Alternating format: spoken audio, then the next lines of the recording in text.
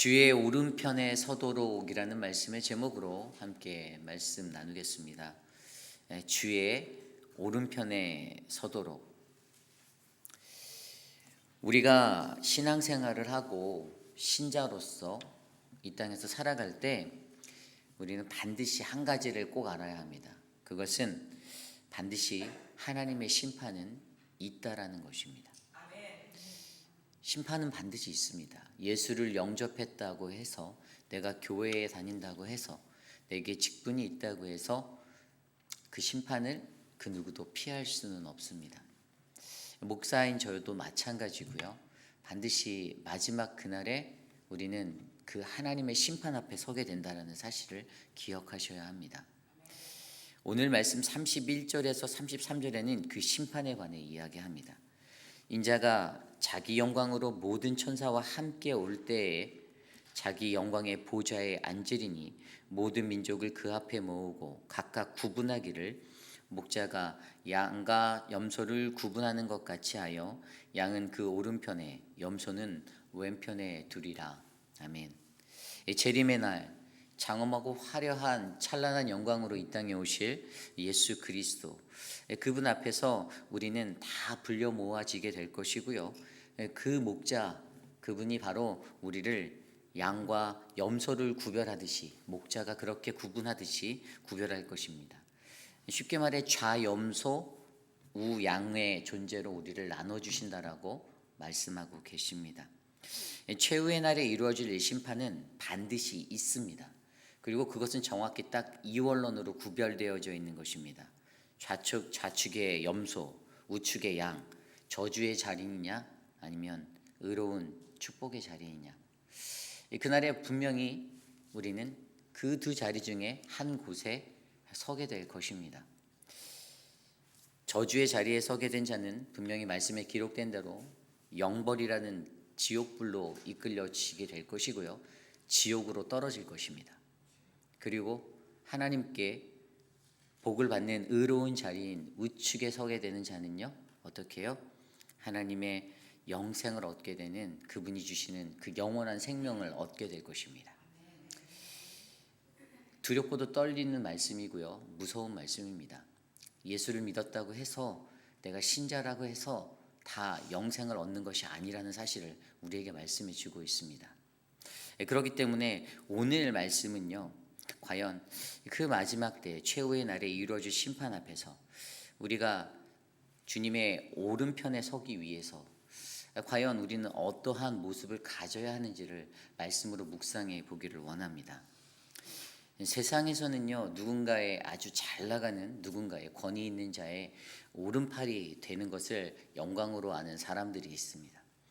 힘 있는 사람이 있으면 그 사람과 친해지려고 하고, 그 사람과 조금 아는 척 하려고 하고, 그래서 내가 저 사람과 연줄이 닿아 있다라고 자랑하려고 하는 것이 인간의 연약함이고 인간의 모습입니다.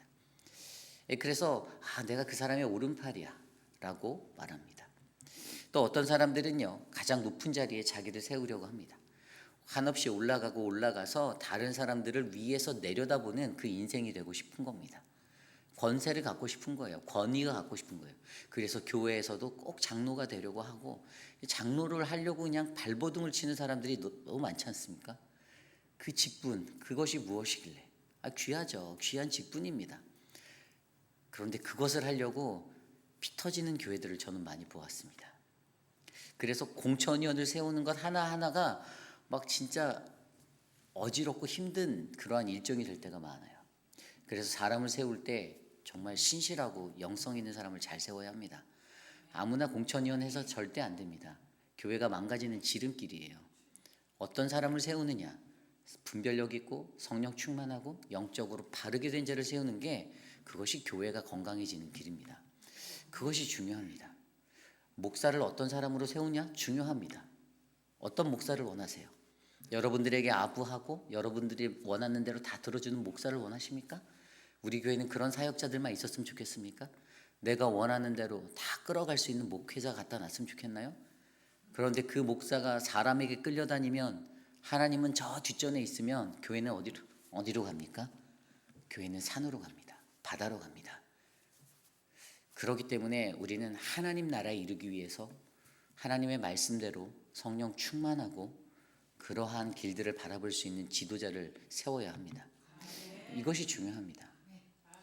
오늘 신자의 삶 가운데 의인과 악인으로 표현된 이 말씀 34절부터 40절까지는 의인에 관하여, 40절부터 마지막 46절까지는 악인에 관하여 좌편과 우편에 갈라질 그 자들의 모습을 나누어 주고 있습니다. 그런데 가장 중요한 것은요, 오늘 이 두 사람의 모습들이 가지고 있는 모습이 어떤 건가를 우리가 살펴보는 거예요. 우선 오른편에 있는 자들은요, 분명히 34절 말씀에 아버지께 복받은 자들이라고 말씀하고 있습니다. 그때 임금이 그 오른편에 있는 자들에게 이르시되 내 아버지께 복받을 자들이여 나와 창세로부터 너희를 위하여 예비된 나라를 상속받으라. 아멘. 복받는 자는요, 이러한 사람이에요. 하나님의 상속을 받을 수 있는 그 약속된 상속이, 기업이 주어지는 자입니다. 저는 이 자리에 서는 사람들이 저와 여러분 되기를 소망합니다. 이 기업을 받아야죠. 이 상급을 받아야죠.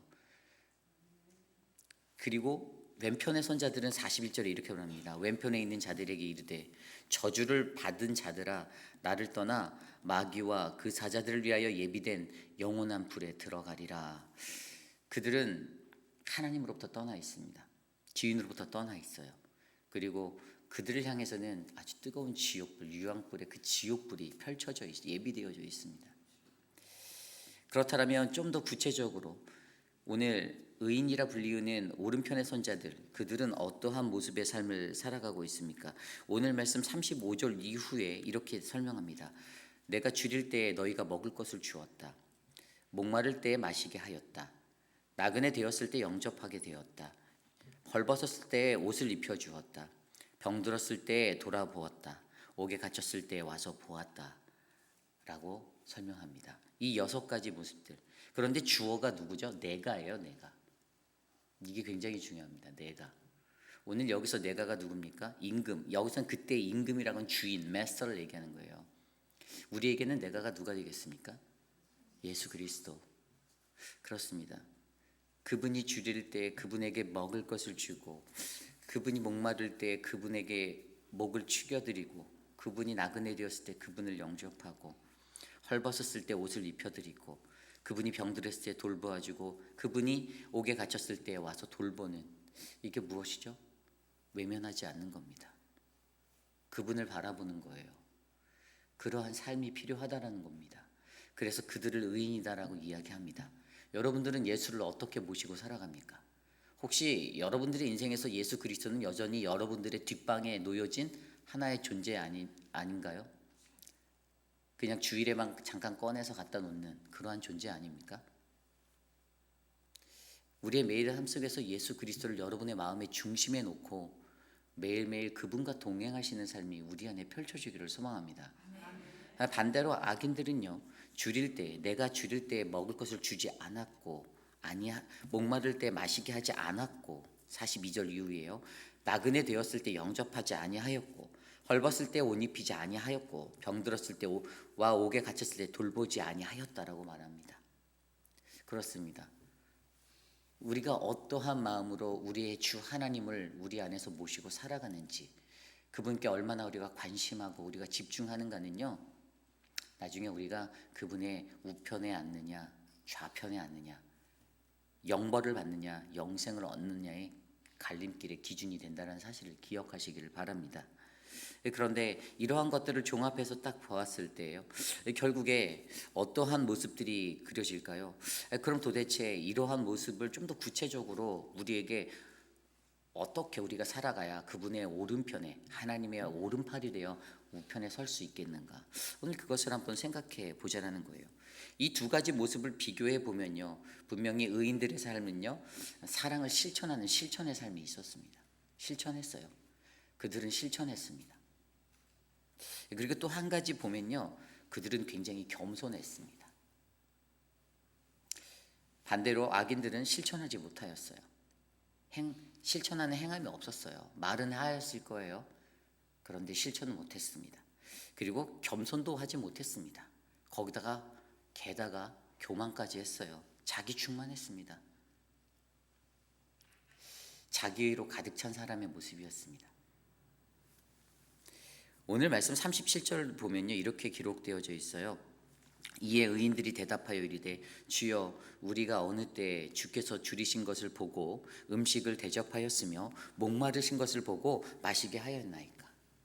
얼마나 겸손합니까?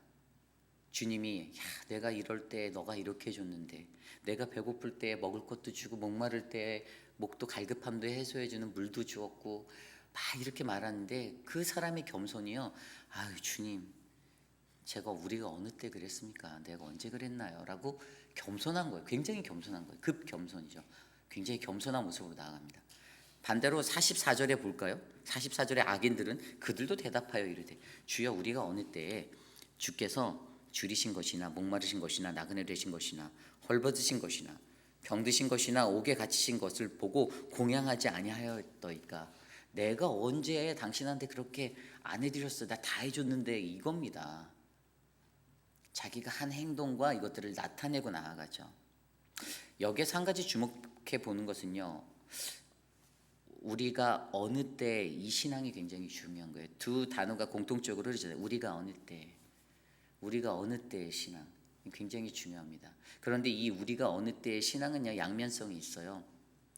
아까 말씀드린 대로 사랑을 실천하는 삶을 사는 사람과 실천하지 못하는 삶, 실천하지 못하면서 자신의 공로를 나타내는 자기의로 가득 찬 삶, 교만한 삶, 사랑을 실천하며 끝까지 겸손할 수 있는 사람. 그런데 이게 굉장히 어렵거든요.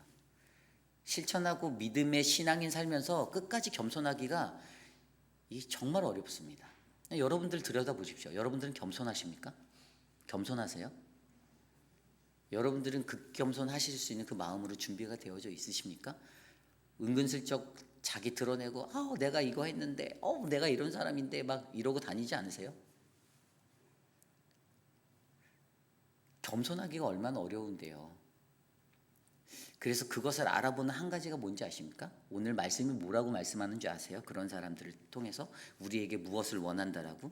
언제 우리가라는 when, did, we라는 이 단어 속에서 과연 우리는 어떻게 살아가고 있는가를 내가 점검하면서, 나는 과연 겸손한 사람인지, 선행을 내세우지도 않고 겸손하게 그냥 나는 나의 본분을 충성되이 맡은 사람입니다라고 살아가는지, 아니면 자기 이유로 가득 차서 나의 과시, 내가 이런 거 하는 사람이었고 내가 과거에 이거 했고 막 이러는 사람인지, 여러분들의 모습을 들여다볼 때 과연 우리들은 어느 때의 신앙의 모습으로 어떻게 살아가는지, 겸손의 자리인지 아니면 자기 과시와 충만의 자리에 서 있는지를 점검해 보아야 한다는 것입니다. 그래서 예수님께서 이것을 말씀하시면서 이 이야기 속에서 한 가지 주고자 하는 가장 중요한 점검 포인트가 바로 지극히 작은 자 하나에게라는 것을 던져주셨어요. 그 기준을 내가 그런 사람인지 아닌지를 어떻게 아는가? 지극히 작은 자 하나에게 그 모습을 보면 안다라는 거예요. 오늘 말씀에 보면요, 오늘 말씀 40절에 이렇게 나와 있습니다. 임금이 대답하여 이르시되 내가 진실로 너희에게 이르노니 너희가 여기 내 형제 중에 지극히 작은 자 하나에게 한 것이 곧 내게 한 것이니라. 오늘 마지막 말씀 45절에도요, 이에 임금이 대답하여 이르되 내가 진실로 진실로 너희에게 이르노니 이 지극히 작은 자 하나에게 하지 아니한 것이 곧 내게 하지 아니한 것이니라 하시니라. 아멘. 그렇다면 지극히 작은 자가 누구입니까? 저같이 키 작은 사람이 지극히 작은 자일까요? 우리가 읽어보는 성경의 복음서, 특별히 우리가 묵상하게 되는 마태복음서에서는요, 어린아이와 같은, 또 소자와 같은 이러한 자들을 작은 자다라고 표현하였어요. 이 지극히 작은 자에 대한 의미는요, 거시적인 관점, 그러니까 작은 관점과 넓은 관점으로 살펴볼 수 있는데, 좀 좁은 의미에서는 세상에서 미약해 보이는 사람들을 일컬어 얘기합니다. 세상에서 누가 미약해 보이는 사람일까요? 어떤 사람이 미약해 보이는 사람이에요? 가난한 자, 헐벗은 자, 굶주린 자, 여유롭게 살지 못하는 사람들, 무언가 환난과 어려움 가운데서 그들의 삶이 일상적인 수준이 좀 어려운 수많은 공경에 처한 빈곤한 자들을 말하는 겁니다. 그럼 넓은 의미에서는 뭘까요? 넓은 의미에서는요, 복음을 위해 헌신하는 사람들, 앞서 설명드린 게 사회적 약자라면 복음을 전하기에 매진하는데 핍박과 환난을 받는 자들, 그 자들이 거시적인 관점으로는 다 들어간다라는 거예요. 이 세상에서 이때 이 시대적으로서는요, 선지자나 의인들, 예수님의 제자들, 오늘날로 말하면 누구일까요? 예수 열심히 믿으려는 참된 신자들, 복음을 전하는 선교사들, 목회자들, 바르게 교회를 세우려는 목회자들. 그런데 그런 사람들을 향해 늘 핍박이 미치잖아요. 환난이 있잖아요. 그러한 사람들을 말하는 겁니다. 그러한 모든 사람들에게, 사회적 약자를 포함한 그러한 자들에게 다 이거를 제가 고민하다가 한 가지 딱 생각이 났는데, 영어 성경에 보니까 one of the list of these라고 되어 있어요. 그러니까 헬라어로는 엘라키스토스라는 단어예요. 그러니까 very small. 그리고 이러한 사람들은요, 어떠한 사람이냐면은 그냥 지극히 정말 세상에서 관심하지 않는, 그냥 알아주지 않는. 그냥 저는 이 말씀 통해서 여기에서 제게 느껴지는 한 가지는, 메인이 되지 못하는 사람들이겠구나라는 생각이 들었습니다. 메인이 되지 못하는 사람들. 사람들은 무엇을 하든지 다 자기가 메인이 되려고 해요. 자기가 주도하려고 합니다. 그리고 자기가 주도할 때 거기서 착각이 들어와요. 교만이 들어와요. 내가 힘을 가졌다라고 느껴요.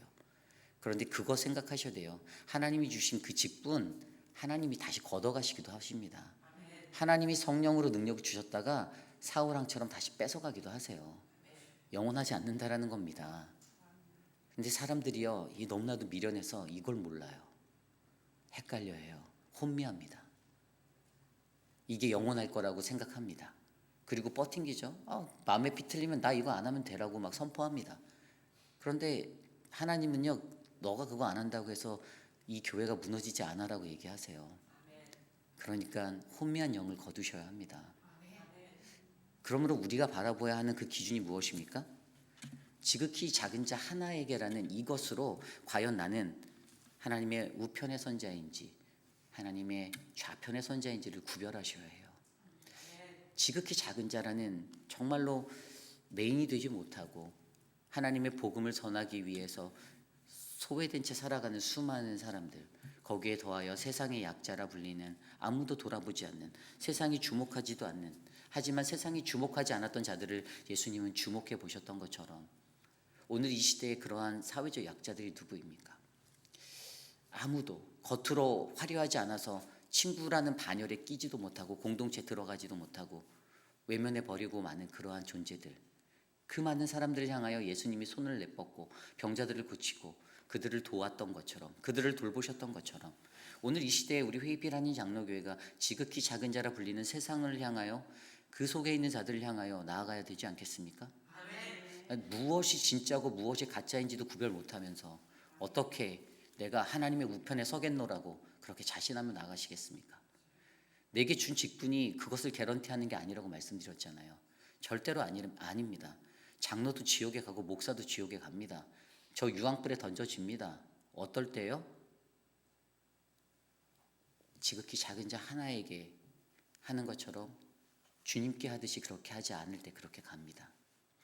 그러므로 오늘 이 시대를 바라보는 저와 여러분의 삶에는요, 바로 하나님의 오른쪽에 그 주님의 오른편에 서도록 우리를 지극히 작은 자 하나까지도 관심하고 사랑할 수 있는 그 믿음의 실천이 우리 안에 일어나길 간절히 소망합니다. 사도 바울이 에베소서 3장 8절에 이렇게 고백합니다. 모든 성도 중에 지극히 작은 자보다 더 작은 나에게 이 은혜를 주신 것은 측량할 수 없는 그리스도의 풍성함을 이방인에게 전하게 하려 하십니다. 아멘. 자기 자신을 사도 바울이 모든 성도 중에서 더 지극히 작은 자라고 표현합니다. 과연 그랬습니까? 아닙니다. 사도 바울은 위대한 신학자였고 위대한 선지자였고 위대한 하나님의 복음의 증거자였습니다. 위대한 하나님 앞에서는 가장 큰 자로 보였을 거예요. 세상에서는 작은 자라고 자기를 표현하며 나아갔던 그의 겸손과 그의 모든 것들은 하나님 나라에서는 가장 으뜸이 되는 믿음의 우편에 설 수 있는 그러한 자였다라는 사실을 우리에게 보여주고 있습니다. 십자가에 예수님께서 달려 돌아가실 때 누가복음 23장에 예수님과 함께 달린 두 강도의 이야기가 있습니다. 한 사람은 예수를 향하여서 너가 그리스도라면 너와 우리를 구원해 봐라라고 십자가에 달려서 그렇게 말합니다. 그런데 다른 반대편에 있는 또 다른 강도는 지금 너가 동일하게 정죄를 받고 이렇게 이런 아픔을 당하는데 너는 그런 말이 나오니? 너는 하나님이 두렵지도 않니라고 그에게 던집니다. 우리가 행한 일에 대해서 반드시 상당한 보응을 받을 거라고 그에게 말하여 줘요. 십자가에 달린 채로. 그러면서 또 한마디 던지는 게 예수, 저 가운데 있는 예수, 저 예수는 그가 행동한 것은 다 옳은 거야. 그가 행동한 것이 틀린 게 하나도 없어라고 말합니다. 그리고 그러한 그의 말을 듣고 예수님이 이렇게 던집니다. 그 말을 듣고 그가 하나를 더 던지 그 강도가 예수님께 이렇게 부탁을 합니다. 당신의 나라에 임하실 때 주님 나를 기억하여 주옵소서. 그리고 예수님이 뭐라고 대답하셨습니까? 내가 오늘 나와 함께 낙원에 있을 것이다 라고 말씀하십니다. 저는 성경에 이 사람이 오른편에 섰는지 좌편에 섰는지는 기록하고 있지 않아요. 근데 저는 이 사람은 분명히 우편에 세워진 강도였을 거다라고 저는 그렇게 확신합니다. 성경에 나와 있지는 않아요. 좌편 우편 그렇게 기록되어 있지는 않아요. 사복음서를 다 뒤져봐도 안 나와 있어요. 하나님께서는요 그 한 사람을 찾으십니다. 지극히 작은 자에게 복음을 들고 끝까지 나아갈 수 있는 저와 여러분, 그래서 마지막 날에 주님의 오른편에서는 저와 여러분 되시기를 간절히 소망합니다. 오늘 주신 하나님의 말씀을 놓고 함께 기도하기 원합니다. 이 악인들의 모습들, 왼편의 선자들을 들여다보면 자기 비움이 없어요. 마태복음 16장 24절 말씀에 이 예수께서 제자들에게 이르시되 누구든지 나를 따르려거든 자기를 부인하고 자기 십자가를 지고 나를 따르라. 자기 비움, 자기 부인, 자기 십자가짐 전혀 없습니다.